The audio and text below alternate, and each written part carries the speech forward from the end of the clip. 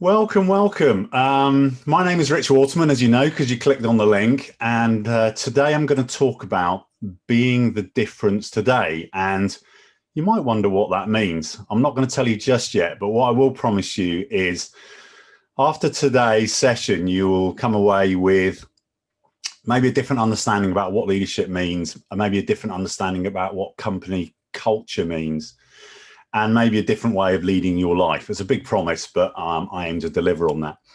Before I start, I'd just like to give a massive thank you to Ketan and his team for organising this event. It's a phenomenal event. I was a participant in it yesterday. I can't even imagine how much effort's gone into this event. And also, I really appreciate being one of the speakers chosen to speak. And the second thank you has to go to you because you are spending your time to listen to this session. So without further ado, let me talk about Be the Difference today. So by the end of this session, you will go away with some clear strategies about how to be the difference. But for you to understand the context of those strategies, I need to tell you about the history of Be the Difference today and how that relates to leadership. The game-changing day in my life was the 23rd of July, 2014. I was going to Disneyland Paris the next day, about 3 or 4 o'clock in the morning with my family. And therefore, of course, at 10 o'clock in the morning, I was not asleep. I was on Facebook, as you do. And then a message came through from my friend, George Coutinho, who at the time was a fellow trainer in the Tony Robbins environment, which many of you might have heard of. I was a senior trainer in that environment. And the message from George was simple. It was a Facebook message, said, "Are you there, Rich?" And I don't know if you've had times where you've been busy or where you should have been asleep, where you think, do I pretend not to be there? And I nearly did that. And I'm very, very glad that I didn't. Because one thing I did know is that George's daughter, Leonore, who was 5 years old at the time, had been spending the good part of the previous year in and out of Lisbon hospitals getting treatment for a cancer called Wilms tumor, which is a kidney cancer, very, very prevalent in children and very easily treatable when you catch it early. Unfortunately, they hadn't caught it early. And Leonore had been having treatment for kidney cancer. It had also gone to secondary lung cancer as well. So they were dealing with that. So when he says, "Are you there, Rich?" I pay attention and I type back, "Yeah, what can I do? What can I do for you, mate?" And he went on to explain that they'd been in the hospital and that day the doctors had said there was nothing more they could do for his little girl, that the cancer was terminal and the best they could do was to ease her passing. But there was one chance. The one chance was to get the family to Germany, have some revolutionary treatment that traditional doctors would not be familiar with and would not know much about, and to give her a chance. The only challenge being that George spent the best part of the year looking after his daughter, not working, rapidly running out of money. And he said, "Can you help me raise the money that we need to get there?" 30,000 euros was the estimate at that point. And I'll be honest, my first thought was, oh shit, why me? Why has he chosen me? I've got 4 children of my own, so like the concept of someone putting the fate of their child in my hands was unimaginable, if I'm honest. And I know why he did it, and why he did it was because I was ready for leadership. I had put myself in a position where I knew that if I was determined enough at something and used all of my resources and all the resources of people that I knew, that I could get things done. And even then, I just sat there going, I don't know how I'm going to do this. I'm going to Paris. There's rubbish internet at the time. How would I even possibly do that? And of course, my response was, of course, mate, book your tickets to Germany. We'll get it sorted. Leave it with me.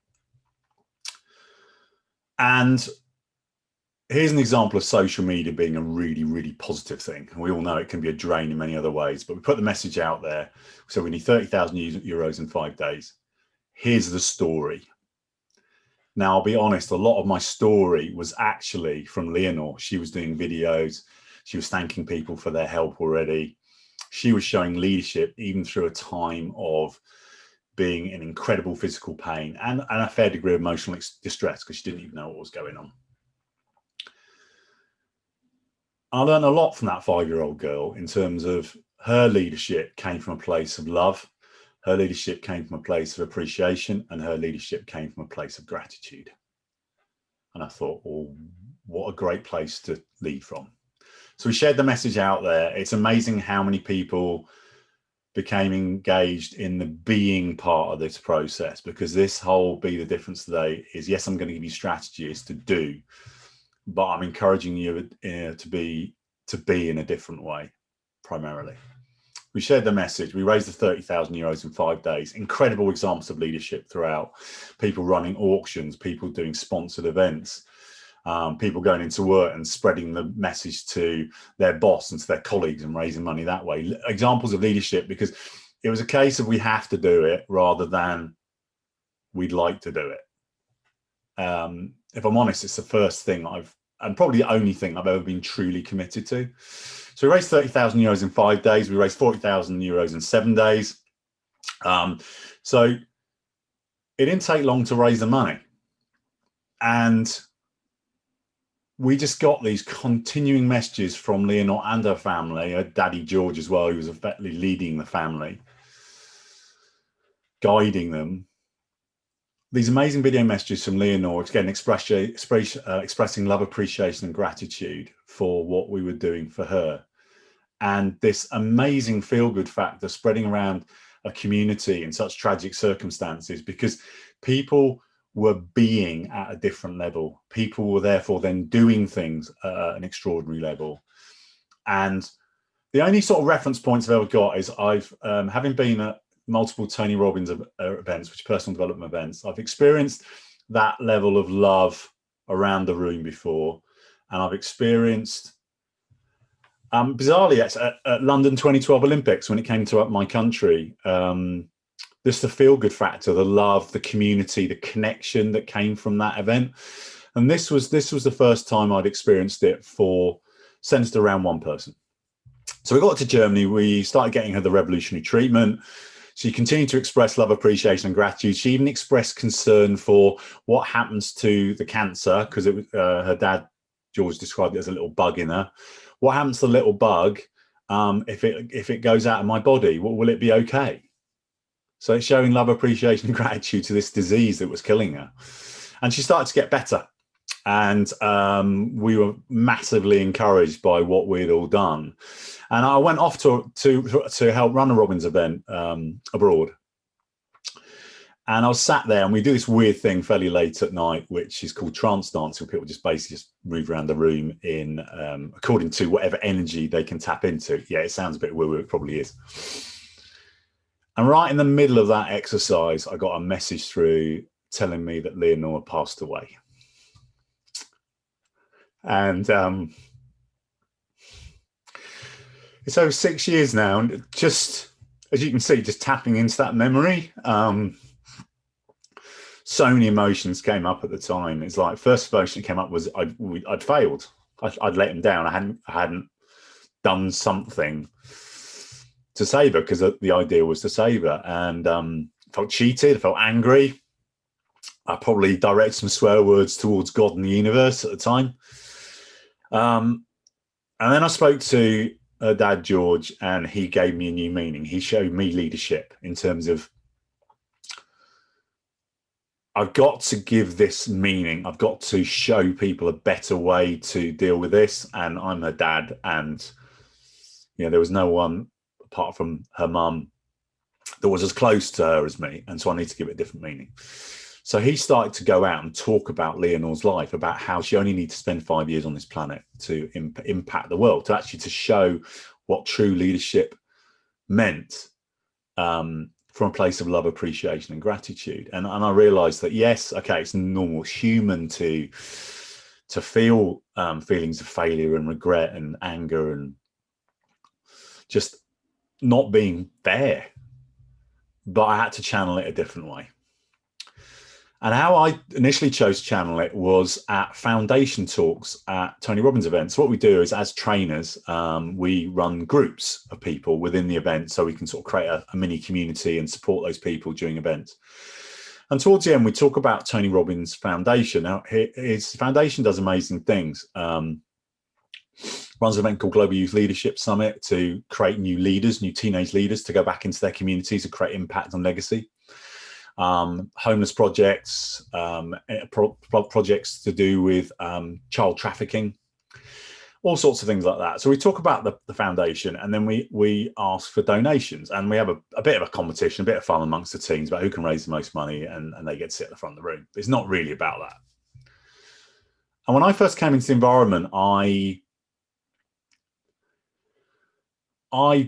was scared of doing that talk. I was scared of asking for people for money, like you as a business owner, whether you're creating a startup or a scale up. Sometimes it's scary to ask for money. Like, how do I engage someone enough in what I'm doing so they might give me money, even if it's friends, family, or even if it's an angel investor or a venture capitalist. It's a scary thing to do because you can get rejected and you can take it very, very personally. So I didn't really like the concept of doing this foundation talk. But I'm enough of a striver achiever that I found a way to be very good at it. And then by chance, through this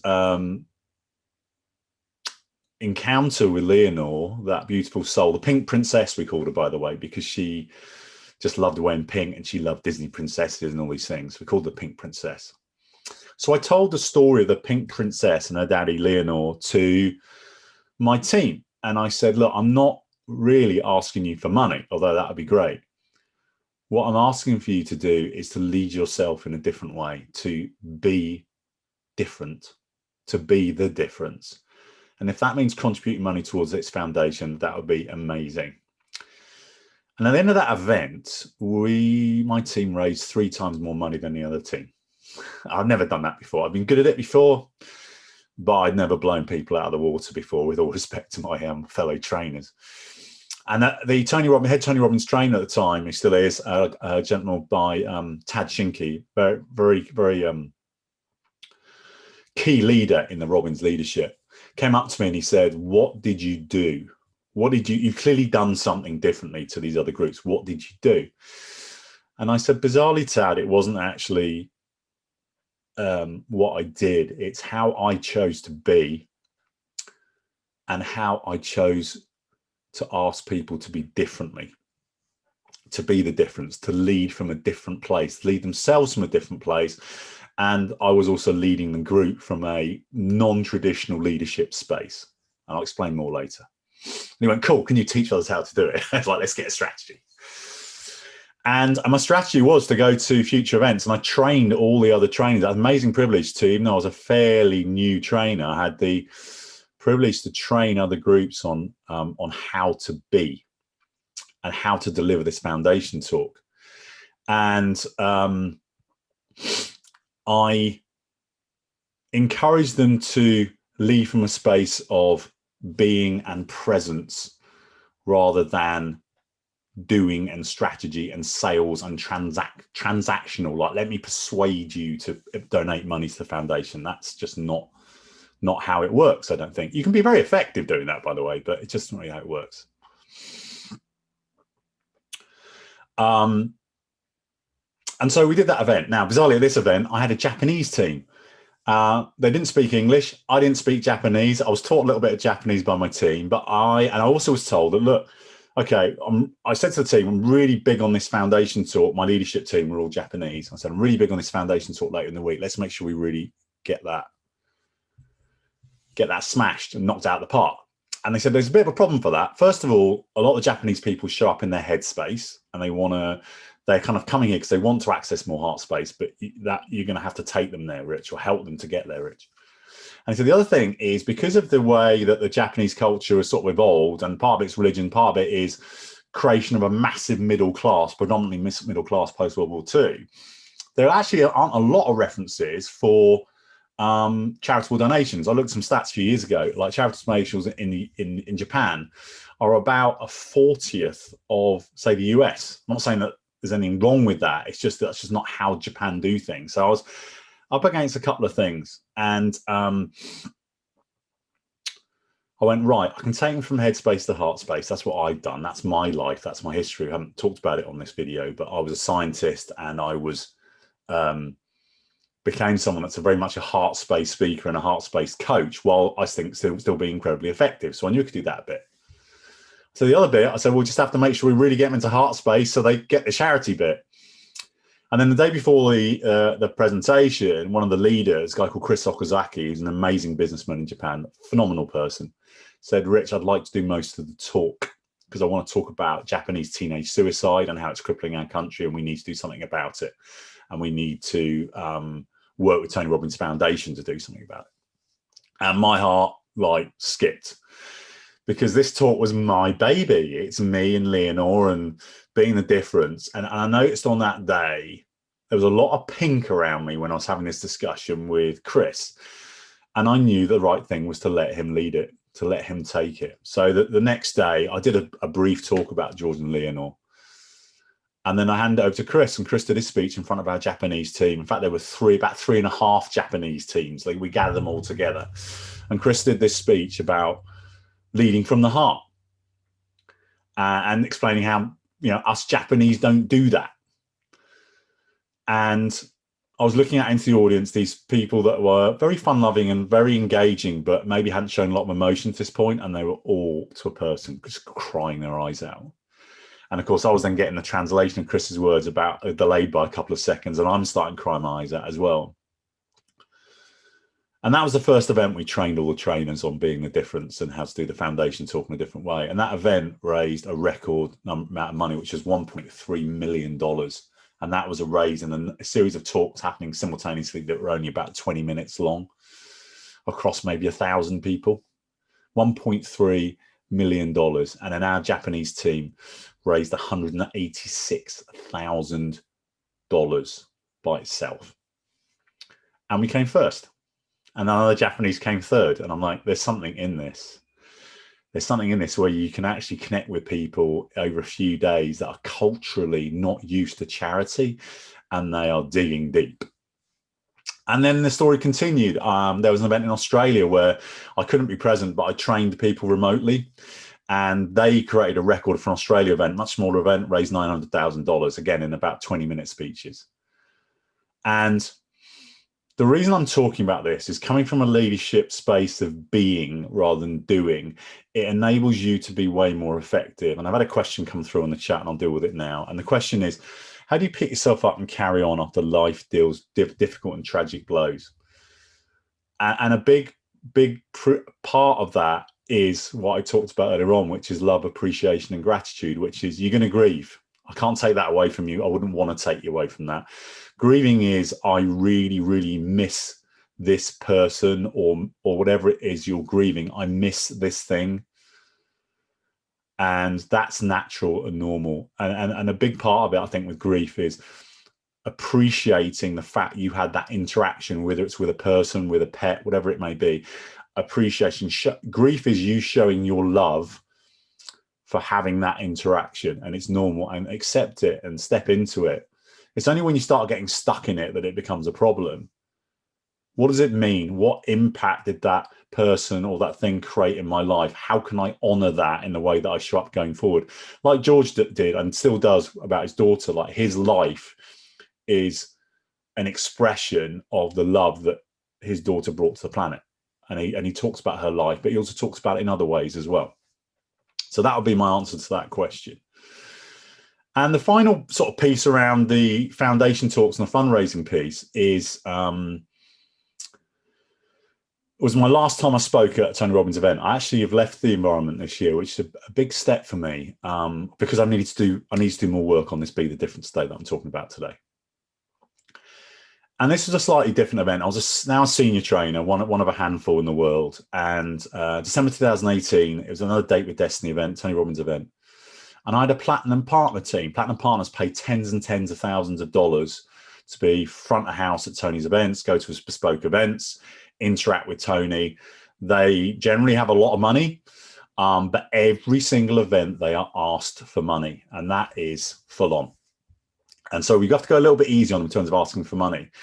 But this event, I did my usual thing. I encouraged them to be B. I talked about Be the Difference in more detail, but for my actual talk, which was meant to be 20 minutes, because of some timing issues with the events, we ended up having only 10 to 12 minutes, and I got annoyed.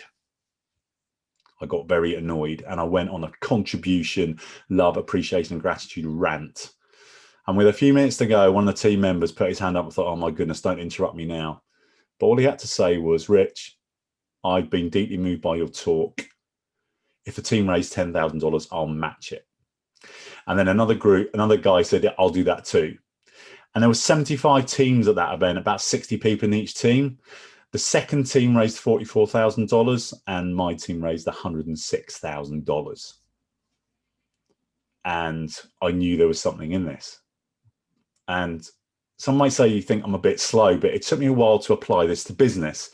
And applying this to business, today I'm going to talk about leadership, and I want to talk to you about a Be the Difference Today grid that I've created. So I'm just going to share my screen with you now just to talk about this grid. So you should be able to see a Be the Difference Today logo. I'm going to talk about this grid. How do you be the difference? How do you lead from a being the difference space? And there are 9 boxes, and I'll talk through them quickly. First of all, you have to start. There's 3 columns, I, we, you, and there's 3 columns, past, present, future, 3 rows, I, we, you. It's not complex, right? First of all, you need to lead yourself. You need to go to the I row first. If you're not full, you're not going to be able to sustainably lead. You might be able to for a bit, but at some point you'll get empty. I past means celebrating great things, showing love, appreciation, and gratitude. Lag, I'll say lag from now on because it's quicker. Lag for stuff you have done in the past that you're deeply proud of. You need to do that on a regular basis. That means daily, even if it's for 30 seconds. Celebrate how you have shown up in the past. Focus on being more present right now. Being present with me right now. What could this mean if you are more present for yourself? Connect with yourself more every day, whether that's through meditation, whether it's just choosing to be, not being stuck in the past or the future. Be more present now, be the difference today now. And then also deliberately spend time planning for the future, about not necessarily goal setting or doing, but how could you be? How would you want to show up? What is the best version of you going forward? And then we start to move to groups. What groups are you in? Is it communities, sports groups, business? Is it your startup? Is it your scale up? Do you spend time celebrating how we as a group have been the difference, how we've created an impact? Do that regularly. And I don't mean Employee of the Month awards. I mean, as a group, genuinely celebrating how us as a group have created impact and legacy. Being more present as a group for others. Yes, it's a wonderful thing of a group is it's diversified. People are going to be in different places and different days. And you can pick people up, or you can pull people up, or you can just be present for people and just be there for them. How can we as a group be different going forward? Be the difference going forward. And then my favorite bit as a leader, your opportunity as a leader is to interact with other people and tell someone else in your life, whether it's family, whether it's friends, whether it's someone in your business, whether it's a member of your team or a fellow director or your CEO, whoever it may be. You were the difference for me in this way. Tell them about something in the past where that person massively impacted your life. Tell them how someone's being the difference for you right now. And really cool, tell someone how they could be the difference for you going forward. So 3 columns, 3 spaces. And if I just pop that up on the screen, I'm not sure I did that very well. Haha. Show them how they are being the difference for you. Who both have been in the past, are in the present, and will be in the future. The reason this is so important is this.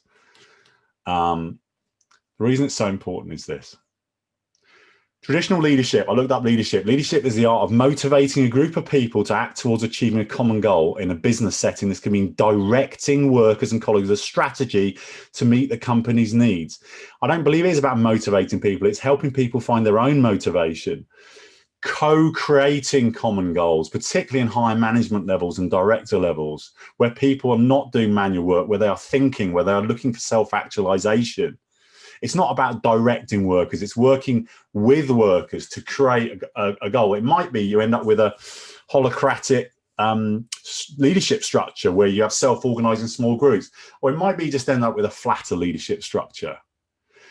To create a strategy to meet the company's needs? No. To create a strategy to meet employees' needs and to motivate them so they have high levels of productivity, less sickness, high levels of well-being, easier to retain people, easier to hire people, all the benefits of putting people first.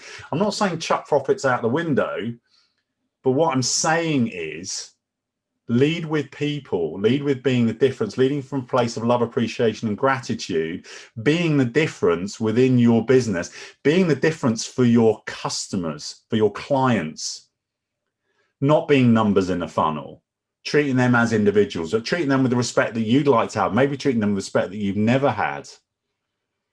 Traditional and hierarchical leadership can be absolutely soul destroying. I've done that. I've done a decade in investment banking where I was very high up in the organization. I was empty because I didn't felt cared for me. And that's despite having some really good managers. Traditional leadership where we don't put people first can be soul destroying. The consequences of not leading self can be soul destroying. How do you show up? How do you show up when you're not full? How do you interact with others when you're not full? If you're not showing love, appreciation, and gratitude to yourself, how can you help others to go there too? You might be sitting there thinking, maybe this is all a bit too soft, maybe this is all a bit too woo-woo. But for me, traditional company structures and traditional approach to business where people do not look forward to going to work, the best your business is ever going to be is excellent. And this is an opportunity to create deep cultural change, deep leadership change, and to create something that's truly extraordinary. Traditional leaders demand respect. That's ridiculous. Traditional leaders demand significance. That's ridiculous. It should be a happy byproduct of how you show up for you and your people. Your business should be about creating more leaders. Your business should be about taking more people through this grid or something equivalent. I'm not attached to this. If you're a solopreneur or a startup, you've got this dynamic of being a CEO and also an employee. You need to be full. If you're a larger business and looking to scale up, you need to help people be the best version of yourself. The easiest way to scale up, people, if they're happy and have high levels of well-being, they're going to be more productive. If you're a startup, it's easier to correct this now. It's easier to stand out if you have an extraordinary team and culture. It's easier to get angel funding if you have that sort of culture. With scale ups, what you're trying to scale up to, the culture shift could be everything to unlocking what you want to create. Each team member being a few % better. You don't have to feel you're a natural leader to lead this way. It's just a system and a structure. Anyone can lead this way. Be a leader, be an inspiration for your clients. What should you do next? Do the grid for yourself. Fill yourself up first. Look at past, present, future. Start to introduce this to the groups you're in, but definitely start to share what you feel about other people that are close to you and tell them how they've been the difference for you. Leaders go first. Do it for yourself first. If it's not for you, fine, go and do something else. If it is for you, introduce it yourself to your business unashamedly and be the difference today. Thank you very much.